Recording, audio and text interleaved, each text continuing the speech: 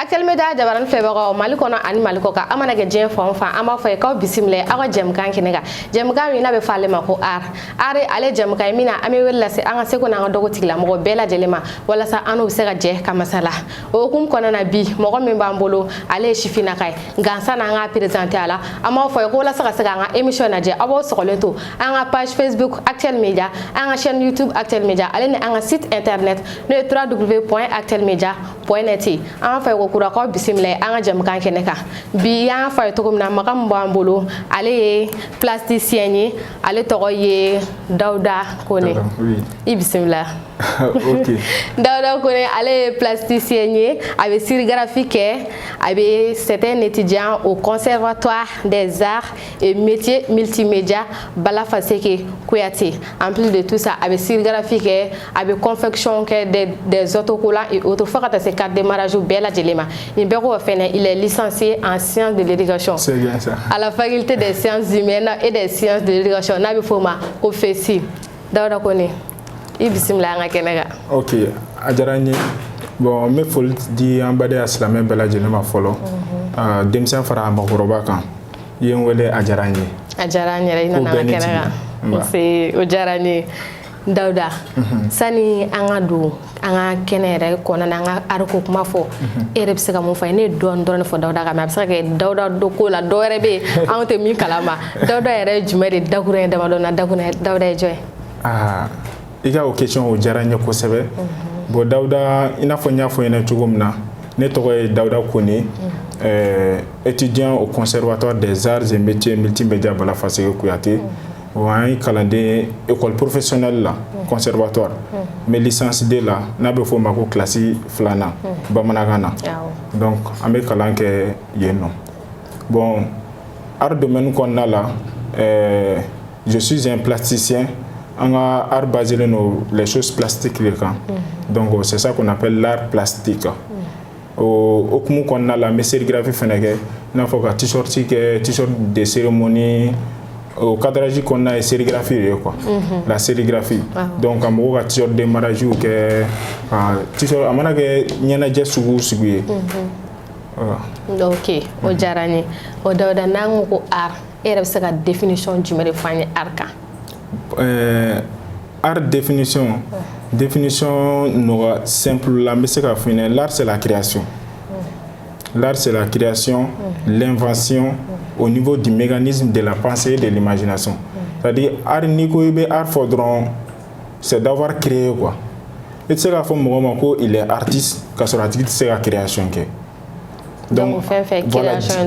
donc, fait création. Avec Chama, il y a faut donc d'aller drone mako artiste, donc d'aller drone artiste. Al mengen c'est mon manga moto gland artiste ou c'est qu'on a là. Allez réfléchir, il y a baram, c'est qu'un artiste qui a baran qu'on a là. Donc arrière jenatique fin belle là quoi na fora ki ka kuma arka bi na fora ki ka kuma jene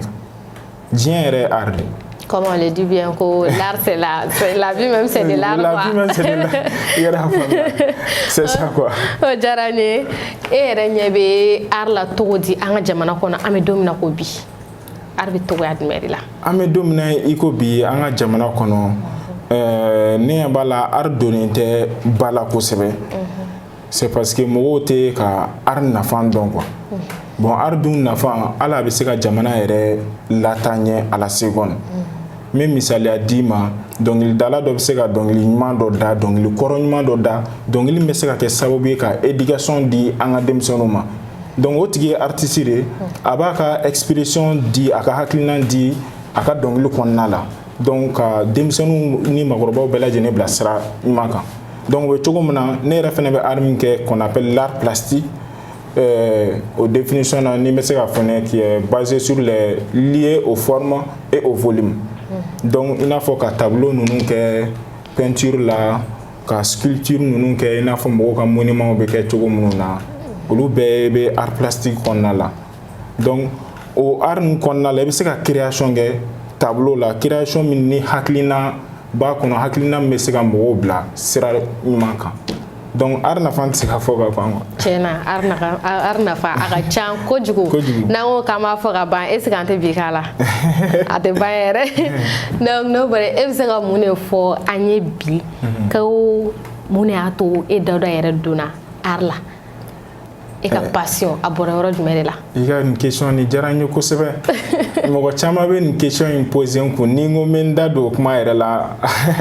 a bɛ sɔn ka ca mɛ dɔɔni fɔ an ye mais n bɛ dɔɔni dɔrɔn fɔ ɲɛna ne yɛrɛ ka don art domaine kɔnɔna la ni n ko n b'a f'i ɲɛna depuis ne fitinin depuis ne fitinin art bɛ ne dusukun na donc pour que ne yɛrɛ ka don école la ne yɛrɛ kasira de ko ka ne ladon école la parce que kalan yɛrɛ de ka di ne ye bon kalan daminɛnen kɔfɛ depuis n bɛ premier skill la n'o ye kalan daminɛw ye premier étape ye art tun ka di ne ye hali ka ne to premier skill la yɔrɔ premier skill la a bɛ bila ka dessin misɛnninw kɛ tableau ninnu na ka carré ni fɛn ninnu ci an ka classe kɔnɔ ne de tun bɛ sélectionner ne ka taa kɛ parce que ne de tun bɛ se hali ka sɛbɛn ninnu kɛ tableau la ne de tun bɛ bila ne k'a kɛ parce que n'i bɛ se dessin na généralement i ka écriture fɛnɛ ka ɲi donc ne ye art kanu depuis n fitininama ne donna la parce que a ka di n ye de o kɔrɔ ye e ka art bɛ a b'a fɔ a ka di ye mais en même temps c'est inné parce que mɔgɔ min se dessin na très bien dɔn de don quoi c'est un don très bien donc n'i ye artiste grand artiste baw ɲininka artiste baw minnu bɛ art domaine kɔnɔ depuis il y a 50 ans minnu dɔnnen no internationalement caman yɛrɛ b'a fɔ ɲɛna art tɛ fɛn kalanta ye quoi n t'a dɔn n b'a f'i ɲɛna cogo min c'est à dire art i bɛ na caman bɛ yen nɔ c'est inné quoi i bɛ na diɲɛ kɔnɔ n'a ye de maintenant n'i nana diɲɛ kɔnɔ n'a ye maintenant i bɛ a kalan minnu kɛ olu ye pour que idée min b'e la o bɛ se ka développer cogo min mais base ala yɛrɛ de b'o di adamaden ma o ye tiɲɛ ye fiyewu i y'a mɛn mɔgɔ bɛ kɛ fɛn o fɛn na a y'a sɔrɔ dɔnniya dɔɔni b'i la i bɛ don a la de i b'a fɔ an b'a fɔ cogo min école ye walasa ka dɔ fara mɔgɔ ka performance de kan effectivement mais la réalité même c'est dans la vie o bɛ diɲɛ yɛrɛ kɔnɔna na kosɛbɛ o diyara n ye yɛrɛ de Dawuda ko ne Dawuda n'o bɔra yen ne b'a fɛ k'e ɲininka mun de la art ka ca art domaine kɔnɔna ka bon c'est vaste i b'a fɔ e yɛrɛ y'a fɔ cogo min na mais mun de la e art plastique ta kɛrɛnkɛrɛnnenya la i n'a fɔ n y'a f'i ɲɛna cogo min na o tɛ ne yɛrɛ seko ye quoi ni n ko n b'a ɲɛf'i ɲɛna n b'a fɔ ne m'a choisi ala de y'a di ne ma donc ala ye o dɔnniya base min di ne ma qui est l'art plastique donc ne bɛ ka essayer dɔrɔn ka o de améliorer ka dɔ fara o de dɔnniya kan donc a t'i n'a fɔ ne yɛrɛ de ye n sigi ka miiri est-ce que n tɛ taa art plastique la est-ce que n tɛ taa musique la est-ce que n tɛ taa théâtre la non c'est-à-dire c'est des choses imaginez a nana ten dɔrɔn a diyara n ye ten dɔrɔn donc n donna a la ten mais e b'a fɛ ka to art plastique in dɔrɔn kɔnɔ ou bien e b'a fɛ ka taa art domaine wɛrɛw kɔnɔna na ka taa olu fɛnɛ terrain lajɛ n'i ko k'i bɛ art plastique in yɛrɛ jate minɛ domaine caman de bɛ art plastique in kɔnɔ même les multimédias i n'a fɔ minnu bɛ média ninnu kɛ ka photo ninnu ta ka vidéo ninnu kɛ ninnu bɛɛ bɛ art plastique de kɔnɔ minnu bɛ design kɛ design tɛ fɛn wɛrɛ ye i n'a fɔ i bɛ mobili ɲuman dɔ tɛmɛtɔ ye sisan dessin ɲɛnamaba b'a la peinture ɲɛnamaba b'a la an bɛ ka fɛnw san bi bi in na o design de kama donc c'est des choses comme ça quoi donc domaine caman yɛrɛ bɛ art plastique in kɔnɔ i n'a fɔ n y'a fɔ cogo min na les design et la multimédia olu bɛɛ lajɛlen bɛ art plastique in kɔnɔna la ne yɛrɛ tun fɛ ko art plastique ye minnu bɛ dessin kɛ tableau ni fɛn ninnu i n'a fɔ n'a fɔra i ɲɛna sisan ko karisa ye artiste plasticien ye o b'a yira k'a fɔ il est plasticien c'est-à-dire a bɛ dɔn ni domaine bɛɛ la dɔɔni quoi maintenant a tigi ka spécialité bɛ se ka jira i la i n'a fɔ la personne il est plasticien mais il est peintre en même temps i n'a fɔ i bɛ se ka kɛ art plastique domaine kɔnɔna na mais tu es un peintre o tɛ mɔgɔ wɛrɛ minnu b'a ka tableau kɛ seulement peinture la quoi i n'a fɔ a bɛ tableau kɛ peinture la décoration a ka expression bɛ na a b'a matière kɛ utiliser une peinture de bon il y a des artistes ils sont sculpteurs tɛ dɔwɛrɛ très bien minnu bɛ ka bois ninnu ta ye ka forme wɛrɛ d'a ma ka monument ninnu kɛ an ka monument caman bɛ circulation na c'est la sculpture donc artistes de fana b'olu kɛ olu bɛɛ minnu b'o kɛ ani minnu fana bɛ tableau kɛ peinture la olu bɛɛ ye plasticiens sculpture yɛrɛ dɔrɔn c'est en bois seulement ou bien hali n'a kɛra fɛn wɛrɛ la min tɛ bois ye a bɛ fɔ o bɛɛ ma ko sculpture de sculpture tɛ bois dɔrɔn ye c'est-à-dire c'est quelque chose i bɛ se ka matière transformée ka forme yɛlɛma ka forme wɛrɛ d'a ma i yɛrɛ ka idée créative la c'est la sculpture i bɛ se ka bois ta k'a tailler ka forme dɔ d'a ma sens min ni a idée nana i yɛrɛ la ou bien i bɛ se ka kɛ hali réalisme ye par exemple artiste dɔ bɛ se ka sigi ka e lajɛ ka bois dɔ ta k'a ta ye k'a kɛ i yɛrɛ forme naturelle ye quoi monument filɛ nin ye goudron da la quoi an bɛ kuruma i yɛrɛ bɛ caman tɔgɔ dɔn dɔn a bɛ se ka kɛ bois la komi a bɛ kɛ matière wɛrɛ la quoi o diyara n ye ne ɲɛ b'a la k'a fɔ art ka di dɛ est ce que ne yɛrɛ fɛnɛ komi ne b'a kɔnɔna na dɔɔni déjà mais n bɛna n tɔ performer n bɛna gɛrɛ a la aw bɛ n ka kɛ ka kalanden ou a tɛ kalanden ta e yɛrɛ bɛ domaine min na o yɛrɛ fɛnɛ ye art de ye ne fɛnɛ ko e ka ne ta o fɛnɛ na bon ne fɛnɛ bɛ ta e bɛ ne ta donc an bɛ ɲɔgɔn dɛmɛ non vraiment problème t'a la o ye échange de ne bɛ idée dɔ d'i ma e fɛnɛ bɛ dɔ di ne ma jɛnatigɛ yɛrɛ bɛ ten de o bɛ diya yɛrɛ de merci an kun aw yɛrɛ ɲɛ b'a la k'a fɔ bi ko bi émission in ka di kosɛbɛ walasa ka se ka émission in lajɛ aw sɔgɔlen to toujours an ka page Facebook Actuel Media an ka chaîne YouTube Actuel Media ale n'an ka site internet n'o ye www.actuelmedia.net Dawuda baara o baara baara bɛ yen nɔ nɔgɔya b'a kɔnɔ gɛlɛya b'a la ne b'a fɛ k'i da don nɔgɔya dɔɔni et puis ani gɛlɛya parce que baara gɛlɛya tɛ fɔ ka ban jɛnatigɛ baara o baara i n'a fɔ i yɛrɛ y'a fɔ cogo min na gɛlɛya b'a la komi nɔgɔya b'a la mais n'i donna baara la ko baara ka di ye baara gɛlɛya i bɛ se ka a ku quoi i b'a supporter mais n'i donna la nata dɔ kosɔn i b'a ye gɛlɛya fitinin bɛ na dɔrɔn i b'a bila mais n'i donna jɛnatigɛ fɛn o fɛn na k'a ka di ye de donc a gɛlɛya ninnu jɛnatigɛ yɛrɛ gɛlɛya tɛ ban quoi jɛnatigɛ yɛrɛ sigilen don gɛlɛya ani nɔgɔya de kan don dɔ la i fari ka di i la don dɔ la i fari man di i la don dɔ la yɛrɛ i nisɔn ka di don dɔ la i nisɔn man di ka sɔrɔ mɔgɔ yɛrɛ ma fɛn k'i la yɛrɛ don dɔ la i yɛrɛ bɛna émission na ka sɔrɔ mɔgɔ m'i fa nɛni mɔgɔ ma foyi k'i la mais i fari t'a cogo la quoi i b'i nisɔngoya mɔgɔw kɔrɔ ten mais n'u m'o faamuya dɔrɔn u b'a fɔ ko karisa yɛrɛ dusumango ka sɔrɔ la vie même c'est comme ça o de y'a to u b'a fɔ an ka domaine kɔnɔna na yan nɔ i nisɔngoyara togo o togo n'i sera da la dɔrɔn i b'o bila baara la n'i donna parce que e filɛlibaga olu ɲɛ t'o la o olu ka sira tɛ ka problème na donc diyagoya e b'i forcer de ka min ɲuman yira olu la walasa k'o temps passer bon bɛɛ problème ka ca quoi n'a fɔra k'e ka nin ta exposer olu ka kɛnɛ kan c'est pas professionnel quoi sinon ni n ko n bɛ art yɛrɛ gɛlɛya f'i ɲɛna art gɛlɛya tɛ fɔ ka ban quoi tableau dɔw bɛ yen nɔ i yɛrɛ bɛ se ka to sunɔgɔ la yɛrɛ hali idée bɛ n'i la hali ne filɛ nin ye kuma min na tan o kuma ninnu kɔnɔna la e bɛ se ka kumakan dɔ fɔ kumakan min n'a bɛ ne toucher o kumakan in ne bɛ se k'o ta ka hakilina ɲuman wɛrɛ di o la pour que ka n ka idée exprimer donc toujours art gɛlɛya kɔnɔna la i n'a fɔ n y'a f'i ɲɛna cogo min na i b'i ka tableau kɛ e de ka idée de don maintenant ni e ye tableau kɛ ka i ka idée d'expression jira a kɔnɔ tableau sanbaliya o ye art gɛlɛya dɔ ye parce que tableau dɔw bɛ yen nɔ i yɛrɛ b'a kɛ mɔgɔ minnu tɛ art domaine kɔnɔ u bɛna jɔ k'a lajɛ u tɛ foyi faamuya a kɔnɔ quoi o ye tiɲɛ ye dɛ peinture fɛnfɛnnen don a la cogo dɔ la a patilen don cogo dɔ la an kɔni ɲɛ b'o de la mais an t'a dɔn kɔrɔ wɛrɛ b'a la quoi donc tant que a tigi ma ɲɛfɔ an ɲɛna ɲɛfɔ cogo la aw fɛnɛ b'a faamuya cogo min na donc aw tɛ se k'a faamuya quoi donc tableau sanbaliya o bɛ art gɛlɛya kɔnɔna la i b'a dɔn o fɛnɛ ko caman ye anw fɛ yan farafinna sinon tubabuw bɛ olu bɛ tableau valeur dɔn u bɛ tableau dɔw san n'an y'a ye an b'a fɔ pourquoi ninnu bɛ wariba don nin na mais ça n'a pas de sens mais pour eux ça a des sens anw de t'a dɔn i ma ye ça a des sens parce que aw de t'a dɔn i bɛ taa sɔrɔ mɔgɔ yɛrɛ bɛ tableau dɔ lajɛ ni e yɛrɛ ko k'i bɛ segin a kan i bɛ se k'a fɔ ɲɛ bɛ nin tableau la n'i y'a lajɛ i bɛ se ka segin a kan comme i n'a fɔ a tigi y'a kɛ cogo min na mais i b'a fɔ k'a ka nɔgɔ a ma nɔgɔ dɛ a ma nɔgɔ dɛ i y'a ye ɲɛ la a nɔgɔyala i hakili la ka sɔrɔ n'i ko i b'a pratiquer a ma nɔgɔ ten o ye tiɲɛ ye fewu a gɛlɛya tɛ fɔ k'a ban quoi o ye tiɲɛ o diyara n ye bon i komi i yɛrɛ donna tableau ko ni fɛnw na ne b'a la œuvre damadɔni bɛ yan nɔ ne b'a fɛ i k'u yira et puis ka explication dɔɔni k'u kan quoi i komi i yɛrɛ kɔrɔ ko fɔ a la i bɛ dɔw kɔrɔ fɔ an ye yan nɔ bi n'Alatigɛ sara ok bon ok i bɛ se ka i ka œuvre ninnu dɔw yira an na an ɲɛ bɛ damadɔni o œuvre ninnu jirali la bon ne yɛrɛ tun ye surprise dɔ préparé yɛrɛ an bɛ se k'a daminɛ o la o ye yɛrɛ dessin ye vraiment an ɲɛ bɛ nin na dɛ ɲɛngo dɔw bɛ kɛnɛ kan nka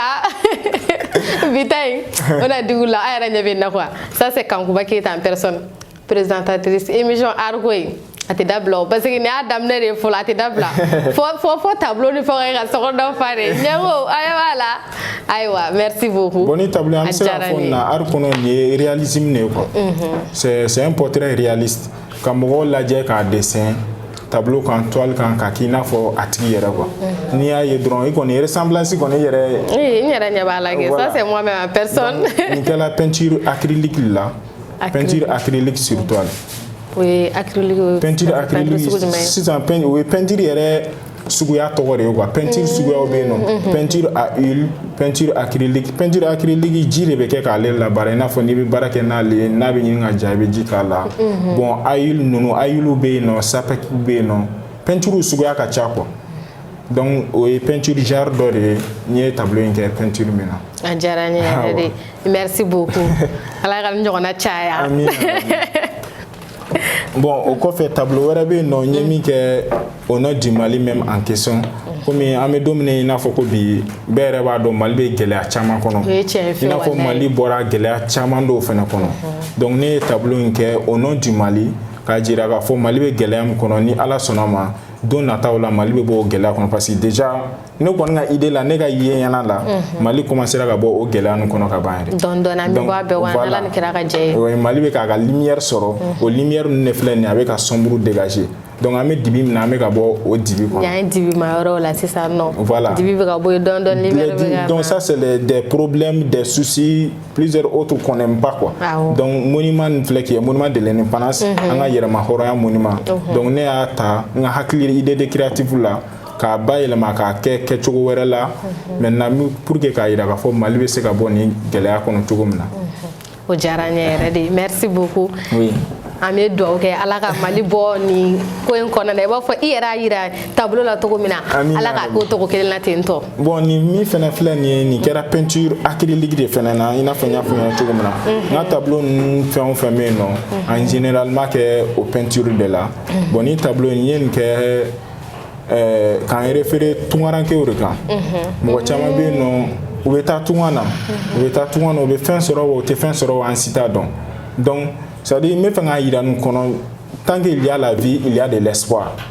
ne tableau in yɛrɛ titre k'o de tant qu'il y a la vie il y a de l'espoir tant qu'il y a la vie il faut pas désespérer voilà diɲɛlatigɛ mana kɛ cogo cogo gɛlɛya b'a kɔnɔ mais i k'a dɔn k'a fɔ ko nɔgɔya fɛnɛ bɛ nalen quoi ni gɛlɛya yɛrɛ ma kɛ yɛrɛ don dɔ la i tɛ se k'i sigi k'a fɔ ne ye nin gɛlɛya ninnu tɛmɛ fɔ i ka difficulté de raconter donc i ye cɛ o cɛ k'i b'a fɔ ko c'était un homme fort là a tɛmɛna don gɛlɛmaw de tɛmɛna c'est ce qui vous a rendu fort quoi i b'a fɔ difficulté bɛ mɔgɔ sɛgɛn nka ça nous rend plus fort quoi oui effectivement que ce qui nous tue pas nous rend plus fort Ala sɔnna ma non tableau a diyara yɛrɛ de un peu ça bon n bɔra donc an bɛ foli kɛ an ka tungarankew nin yɔrɔnin na komi i yɛrɛ tableau in dédié u la an b'a fɔ k'Ala ka tunga diya u la ni minnu ye fɛn sɔrɔ u ka segin ka na faso kɔnɔ n'i ma fɛn sɔrɔ yɛrɛ fɛnɛ garizɛgɛ ko de ye fɛn bɛɛ i ka segin ka na fɛnɛ i somɔgɔw mago b'i la mais laɲini kun ye min ye dɔrɔn i k'i cɛsiri i k'a dɔn k'a fɔ i taara tunga na hali k'i to i fa ni ba bara i bɛ gɛlɛya sɔrɔ tuma dɔw la i yɛrɛ fa ni i ba bɛ fɛn dɔ k'i la n'i ma ni hakili cɛ i b'a fɔ k'e sigi ɲɛ ne masaw ye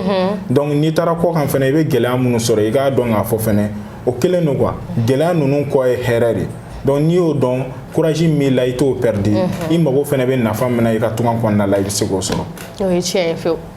merci. i n'a fɔ n y'a fɔ ɲɛna cogo min na tableau wɛrɛw bɛ yen nɔ olu ma kɛ peinture la. ça c'est en crayon hein. En crayonnage. Ça c'est en crayon. Ok. Donc ni dessin en crayon dɔrɔn de la. Ni ye grand artiste dɔ de fɛnɛ ka œuvre ye une artiste française donc ka o image lajɛ ka o reproduit. Donc ni y'ale yɛrɛ photo de. Donc ka mɔgɔ photo lajɛ k'a dessin crayon na ni y'o ye. Donc on fait un pick-up à elle. I n'a fɔ n y'a f'i ɲɛna cogo min na. Art domaine a kɔnɔ ka don kosɛbɛ. Bon ni min fɛnɛ filɛ nin ye nin fɛnɛ kɛra crayon de la. Tout ça on appelle ça du réalisme. Ka mɔgɔ lajɛ k'a dessin n ye fɔlɔ min yirɛ la n'o ye i yɛrɛ ta ye o ye k'i lajɛ k'i dessin peinture la. Bon nin ye k'i lajɛ k'i dessin crayon na. Ne bɛ na cogo min na nin fɛnw kɛ tan tɔ cɛ nin kɛli ma nɔgɔ est ce que ne bɛ se ka nin kɛ. Ne degeli bɛ sɔn ka gɛlɛya ne bɛ sɔn ka kɛ école forêt dɔ i bolo dɛ. I n'a fɔ n y'a fɔ ɲɛna cogo min na bɛɛ n'i ka dɔnniya personnel don n'a dɔnniya b'i la dɔnniya ni Ala y'a dɔnniya personnel k'i la n'i y'a sira tagama daminɛ e bɛ se k'a kɛ ka tɛmɛ hali nin bɛɛ kan yɛrɛ. Dɔw ko yan nɔ k'ale bɛ se dessin na ka tɛmɛ kan ne kɔni b'a dɔn ne bɛna se dessin na ka tɛmɛ a kan a sigilen tulo bɛ na fɛnɛ. Parce que ne b'i la cogo min na courage bɛ sɔrɔ e la. Yɔrɔ dɛ. C'est un peu ça. Ok.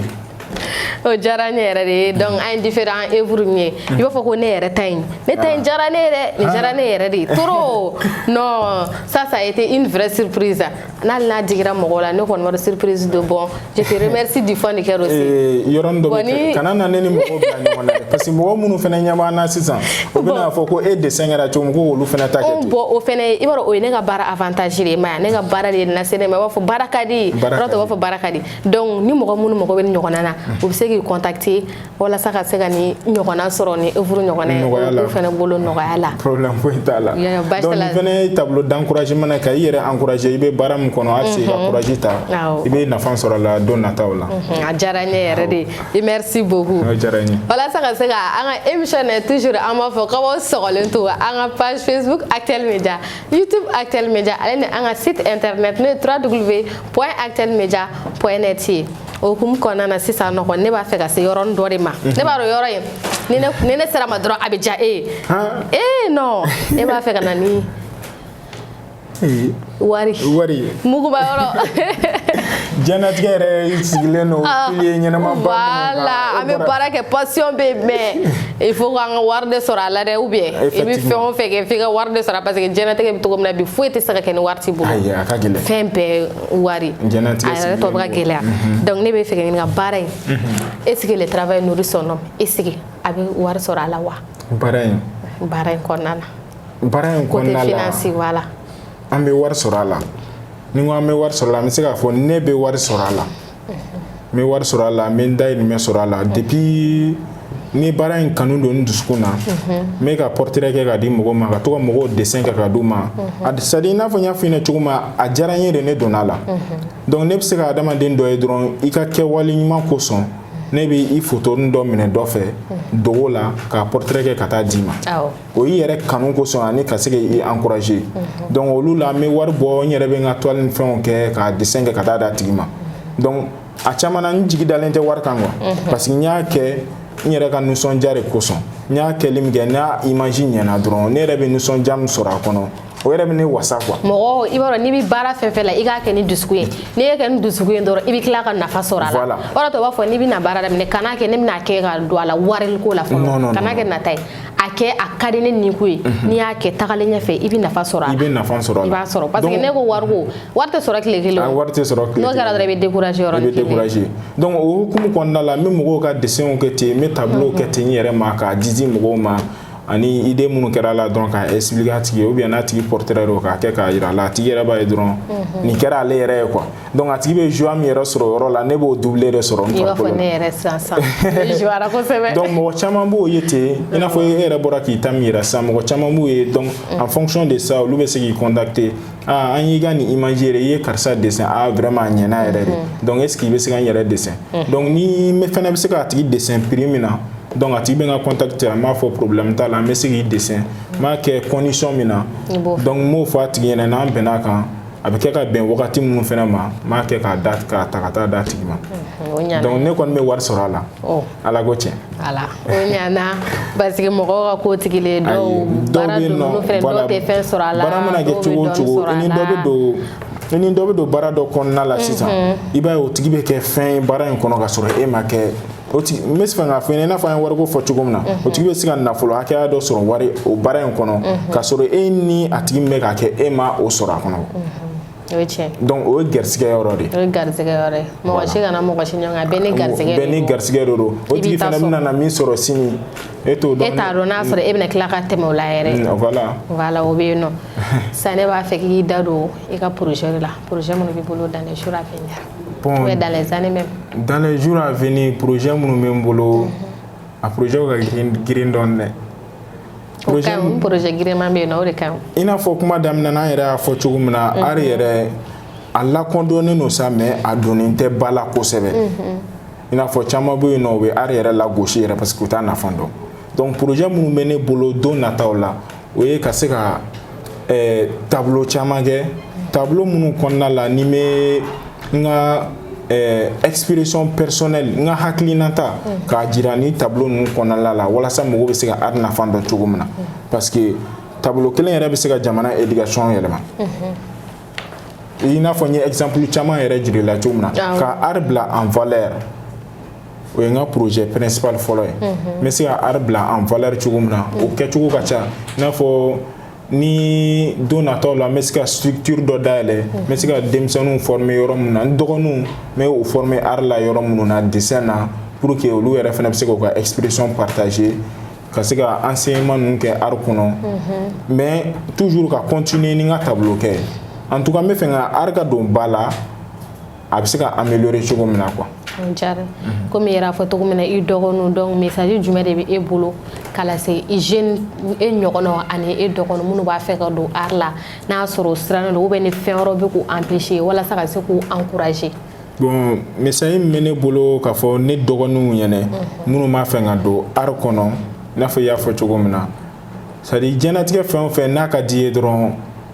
don a la quoi kana gɛlɛya in lajɛ fɔlɔ gɛlɛya ninnu ye wagati nako de donc a bila i kunna n'a kɔni ka di ye denmisɛn o denmisɛn bɛ yen nɔ i n'a fɔ jeunes fana bɛ yen nɔ ne n'a ɲɔgɔnna ani ne dɔgɔninw ko art de ka d'u ye a mana kɛ art domaine ye a kɛra théâtre ye o a kɛra musique ye o a kɛra multimédia ye o a kɛra art plastique ye o a ka ca quoi hali mécanicien donc n'a ka di ye ka art de k'a kɔnɔ dɔrɔn don a la quoi n'i donna la ko a kanu de b'i la a daminɛ na i bɛ se ka sɛgɛn dɛ i bɛ sɛgɛn o diyagoya ye parce que i donna fɛn na fɛn min kanu b'i la mais k'a sɔrɔ mɔgɔ minnu kan ka i dɛmɛ a kanu t'olu la n'i donna fɛn na fɛn min kanu b'i la mais minnu kan k'i dɛmɛ n'a kanu t'olu la donc e de kan ka sɛgɛn in supporter quoi k'i jija ka baara ɲuman kɛ i bɛ baara ɲuman kɛ minnu tun tɛ fɛn i ka don a la k'a man di olu yɛrɛ bɛ tila k'i ka baara kanu donc n bɛ fɛ ka f'i ɲɛna dɔrɔn ne kɔrɔ ni ne dɔgɔ minnu bɛ yen nɔ n'u bɛ fɛ ka don a la n'a kanu de b'u la dɔrɔn o ka don a la quoi n'u donna a la u bɛ nafa sɔrɔ a la don nataw la. ɲininkali dɔ tun bɛ ne bolo ne panna ɲininkali kunna dɔɔni e yɛrɛ da sera a ma sisan dɔɔni e da sera a ma i ko mɔgɔw bɛ yen minnu b'a kɛ minnu kan k'e dɛmɛ n'olu m'i dɛmɛ a ko bɛ gɛlɛya i bolo e yɛrɛ ta kɔnɔna ye e ye dɛmɛbaga sɔrɔ est ce que e ka famille bɛ k'e soutien wa ou bien i kelen dɔrɔn de bɛ terrain kan walasa ka se ka i ka baara in bila ba la. Bon i ka nin yɔrɔnin a diyara n ye kosɛbɛ mɔgɔ fɔlɔ-fɔlɔ min bɛ ye ne dɛmɛ ni art in yɛrɛ kɔnɔna la n'a sera ka courage don n na o ye n ba de parce que depuis n ye bac sɔrɔ série terminale art lettre la n y'a jira n basaw la k'a fɔ n bɛ fɛ ka na lakɔlisoba kɛ n'o ye université ye art bɛ kɛ yɔrɔ min na n tɛ fɛ ka taa tagasira kan art tɛ kɛ yɔrɔ min na donc depuis avant ça même ne tun bɛ n sigi so kɔnɔ n bɛ bɔlini ni objets ta k'o sigi n bɛ denmisɛnninw to kulonkɛ la n m'u lajɛ k'u dessin ni dɔw yɛrɛ ko k'a n'i kɔrɔ dɔ ko k'a bɛ ci ni ko k'i bɛ dessin na a b'a fɔ ko e tɛ foyi la ko dessin i m'a ye donc n ka appui fɔlɔ-fɔlɔ n dɛmɛbaga fɔlɔ-fɔlɔ o kɛra n ba de ye art in kɔnɔna la donc ale ko ah vraiment ko n denmisɛn fitininama ko depuis n fitininama ko art ka di n ye bon i b'a sɔrɔ ne yɛrɛ hakili tɛ o dɔw la yɛrɛ cɛkɔrɔba dɔw yɛrɛ b'a fɔ ko n'i bɛ fɛ k'i ka denmisɛn jateminɛ i ka denmisɛn bɛna kɛ fɛn jumɛn kɛbaga ye don nataw la i ka to k'a ka ko kɛjaw jateminɛ a denmisɛn nama depuis a bɛ ka ŋunuma tuma min na a selen tagama la a ka première étape d'enfance e yɛrɛ b'a kalama i b'a dɔn o ko ninnu tɛ lajɛ an ka farafinna ka ca de sinon i b'a dɔn bila anw ka yɔrɔ la kɔfɛla fana i b'a ye olu b'a depuis den fitininama ni min b'a fɛ ka don ballon n'a ye ballon ta ka di depuis a fitininama o b'a don club la donc a bɛ kɛ ballon tannaba ye i m'a ye an ta ninnu kɔrɔbayalen de tuma min na u bɛ taa don a la a tɛ nɔgɔya quoi donc depuis den fitininama i mana ye sira min ka dɛ dɔw masa dɔw b'a fɔ min ka di ne den k'o chemin de suit e ye chemin min suit a tɛ se ka kɛ ko den fana k'o suit bɛɛ n'i ka passion de don bɛɛ n'i ka intelligence n'i y'a sɛgɛsɛgɛ yɛrɛ o masa yɛrɛ bɛ chemin min na o fana masa tun t'o chemin la voilà donc jagoya tɛ k'i masa bɛ chemin min na k'i k'o ta non i bɛ idée de ɲini i bɛ se ka idée dɔ ta i masa ka chemin na ka sira ɲuman dɔ ta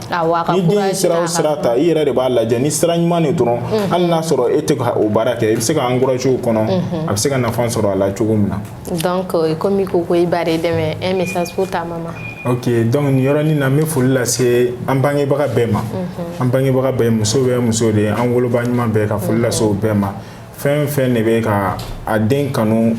k'a dɛmɛ a ka sira kan donc foli bɛ an woloba ɲuman bɛɛ lajɛlen ko ni tile ni wagati na u bɛɛ lajɛlen an bɛ foli kɛ an bangebaga cɛman n'a musoman bɛɛ lajɛlen ne yɛrɛ bɛ foli kɛ n baw ye parce que ne kɔni ba kelen tɛ ne bolo dɛ ba baden de bɛ ne bolo ala ye ne lajɛ o yɔrɔ la dɛ tuma ne fana m'a f'i ɲɛna caman bɛ hali ne filɛ nin yɔrɔ min na ne tɛ bɔ nin carré in kɔnɔ ne ma ba ɲuman dɔ sɔrɔ o ye tiɲɛ i b'a dɔn n'i ba ka i bɛ ba caman de sɔrɔ i bɛ ba baden de sɔrɔ o yɔrɔnin kɔnɔna la n bɛ n profiter ka foli lase mɔgɔ caman ma parce que n ba dɔrɔn ma n dɛmɛ mɔgɔ caman bɛ yen nɔ minnu ka dɛmɛ lasera n ma hakilina di la i n'a fɔ financièrement ou moralement mɔgɔ dɔw bɛ yen nɔ olu bɛ se k'i dɛmɛ ni wari ye i n'a fɔ dɔw bɛ yen nɔ olu bɛ se k'i dɛmɛ ni hakilina ɲuman ye encouragement ye donc n y'a f'i ɲɛna cogo min na ne bɛ sérigraphie fɛnɛ kɛ n'o ye ka t-shirt ni banderole ni fɛnw kɛ donc o yɔrɔnin na n bɛ foli lase n ka o patron ma n'o ye Gilles Decor a bɛ Bamakɔ kura CCF kɔfɛ donc n bɛ foli lase a ma parce que a ye n dɛmɛ kosɛbɛ o sérigraphie domaine kɔnɔna la a ye idée caman di yan a ye dɔnniya caman di yan dɔnniya min ni bɛ se ka fɛn caman kɛ n'a ye n'a bɛ nafa ɲɛ n ye hali n filɛ nin sigiyɔrɔ min na n ye o sérigraphie fini dɔ de ye donc n ye Lacoste ye min kɛra en sérigraphie machine na donc n bɛ foli lase n ka o patron fɛnɛ ma ka foli lase n dɛmɛbaga bɛɛ ma ka foli lase n kanuɲɔgɔn bɛɛ ma minnu ye n dɛmɛ yeɲɛna na dogo la bɛɛ quoi ka foli lase i yɛrɛ fɛnɛ ma. A diyara n ye foli diyara n ye ne yɛrɛ fɛnɛ b'i fo parce que e nana ne ka kɛnɛ kan o diyara ne kojugu donc kuma de jumɛn de bɛ e bolo kuma ka laban k'a lase jamana ɲɛmaaw ma walasa u k'u janto art domaine kɔnɔna na a bɛ se ka don ba la cogo min na an ka jamana kɔnɔna na. Kuma min bɛ ne bolo ka ɲɛsin jamana ɲɛmɔgɔw ma ala ko tiɲɛ u kɛlen don k'u seko kɛ parce que maa mana kɛ cogo o cogo i b'i seko de kɛ maa dan ye se donc u kɛlen don ka n'i ko i b'a jateminɛ ka école professionnelle kelen de bɛ Mali yɛrɛ kɔnɔ qui est le conservatoire ni INA o de ye école professionnelle ɲɛnama fila yɛrɛ ye Mali kɔnɔ min bɛ art domaine yɛrɛ n'o lakodɔnnen don kosɛbɛ quoi donc ne bɛ welebila lase an ka jamana ɲɛmɔgɔw ma u bɛ se ka halisa u ka hakilina message passer mɔgɔw ma ka se ka minnu bɛ école na ni art ka di minnu ye dɔw bɛ yen nɔ art ka d'u ye u bɛ société kɔnɔ u b'a kɛ ten to dɔrɔn ka se k'u dɛmɛ walasa u bɛ se k'u ka idéw appliquer cogo min na dɛmɛ sira ka ca quoi. Dɛmɛ sira ka ca ni tiɲɛ ye wa hakili la kɔni plan filɛlibagaw ka fara jamana ɲɛmɔgɔw kan u bɛɛ lajɛlen ye message ye wa ni ala sɔnna ma an b'a dɔn dɛmɛ bɛna kɛ ka taa art fan fɛ art ko tɔ bɛna kɛ bala an bɛna se waati dɔ ma an bɛna ye art kɔni a bɛna don ba la kosɛbɛ an ka jamana in kɔnɔ n'ala sɔnna ma ayiwa Dawuda an ka émission sera kuncɛyɔrɔ ma kumakan laban jumɛn de b'e bolo k'a lase an filɛlibagaw ma. Kumakan laban min bɛ n bolo ka se an filɛlibagaw ma o ye ka u fo fɔlɔ u sera ka patience min ta ka sigi k'anw lajɛ nin émission na donc an tɛ se ka o fo ka se o dan na donc ka tila k'an kanuɲɔgɔnw fo i mana ko kɛ cogo o cogo ni kanuɲɔgɔn b'i la